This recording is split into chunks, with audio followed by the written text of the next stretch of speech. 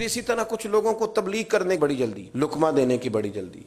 میں نے دیکھے ہیں بہت سارے لوگ ہیں جو ایک آدھ مسجد میں، زیادہ تو میں کہیں نہیں جا پاتا رمضان میں، لیکن ایک آدھ مسجد میں تراویح پڑھنے کا موقع ملا ہے تو جو قاری صاحب تراویح پڑھا رہے ہوتے ہیں ان کو پڑھنے کوئی نہیں دیتا، اللہ جانتا ہے۔ اگر پیچھے 2 حافظ کھڑے ہو جائیں نا، حافظ نیک لوگ ہوتے ہیں، بس سمجھانے کے لیے کہہ رہا ہوں، سمجھانے کے لیے عرض کر رہا ہوں۔ حافظ ان رختوں میں آتے ہیں جو سپارے انہیں صحیح یاد ہوتے ہیں، اور وہ آتے تراویح پڑھنے نہیں، یہ بتانے آتے ہیں کہ میں بھی حافظ ہوں، اللہ ماشاءاللہ، سب کی بات نہیں کرتا، جو ایسا کر رہے ہیں ان کی کرتا ہوں۔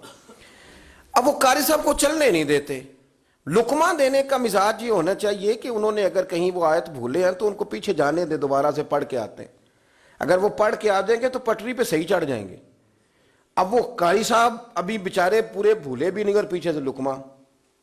میں آپ کو بڑے درد کے ساتھ کہتا ہوں، بہت سارے حافظ بچے تراویحیں پڑھانی چھوڑ گئے، پھر انہیں منزلیں بھول گئیں، اور وہ بہت سارا جرم ان لوگوں کا ہے جن لوگوں نے انہیں مایوس کیا، انہیں پریشان کیا، ڈس ہارٹ کیا، دل توڑے۔ تمہیں تو آتا ہی نہیں، آج 19 غلطیاں ہوئی ہیں، گن گن کے بتائیں، آج 21 غلطیاں۔ بھاگ گیا بچہ، اس نے کہا میں نہیں پورا آ سکتا، کیسے پڑھاؤں گا ان کو؟ اتنی جلدی ہے لقمہ دینے کی، آپ ذرا رکیں، اس کو پیچھے جانے دیں۔ اور یہی حال امام کو لقمہ دینے کا ہے، ذرا ٹھہر جائے، غور کر لیں۔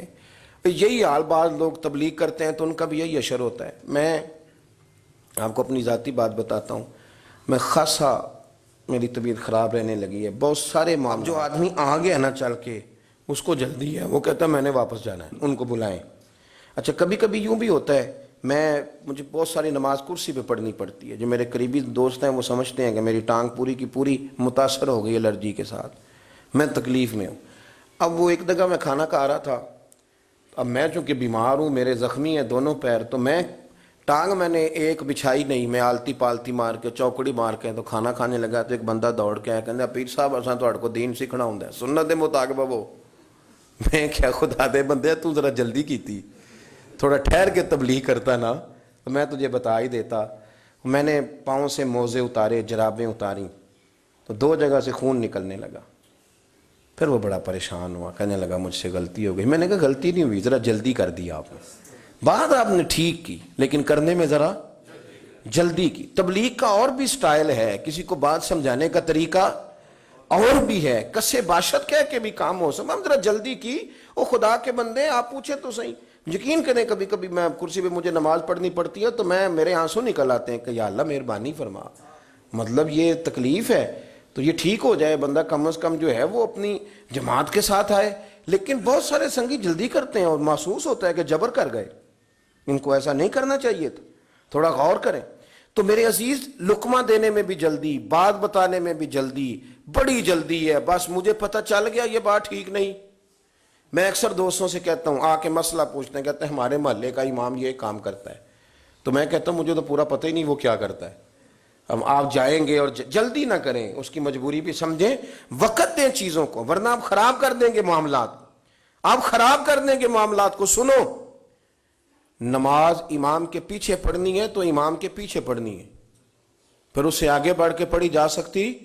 نبی کریم علیہ الصلوۃ والسلام نے اس طرح ہمیں تنبیہ کی کہ شاید اس سے بڑی بات اور ہو ہی نہ سکے۔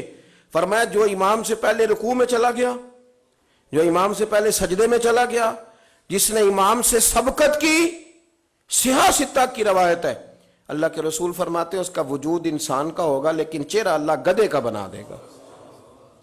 نہیں سخت بات ہے، لیکن ہمیں جلدی بڑی ہے، بڑی جلدی ہے، سبقت کرتے ہیں۔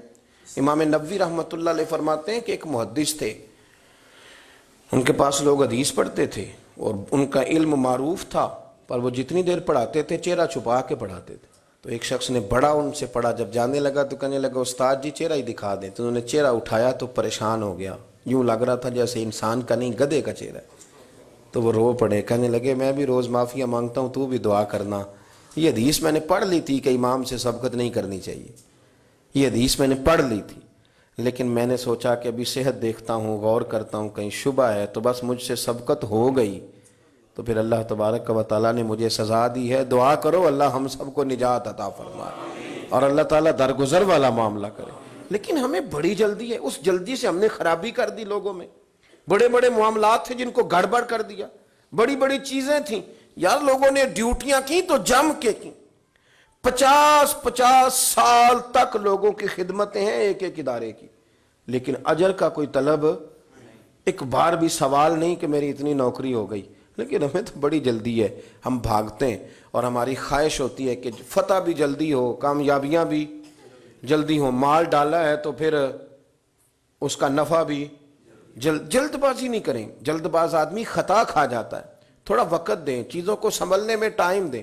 آپ یقین کریں کہ وقت گزرتا جاتا ہے تو چیزیں ٹھیک ہوتی جاتی ہیں. بڑے لوگوں کی سوچ بدلتی ہے، کبھی آپ کے مخالف ہوتے ہیں وہ آپ کے حق میں ہونے لگ جاتے ہیں، لیکن آپ ٹائم تو دیں، آپ وقت دیں، آپ تھوڑا رکیں.